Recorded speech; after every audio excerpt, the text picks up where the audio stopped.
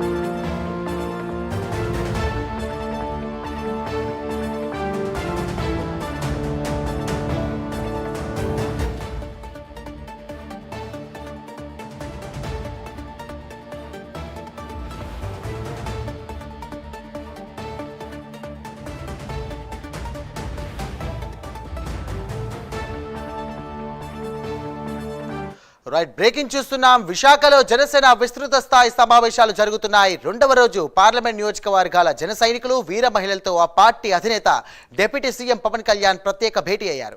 Party బలోపేతం, ఇతర అంశాలపై చర్చిస్తున్నారు.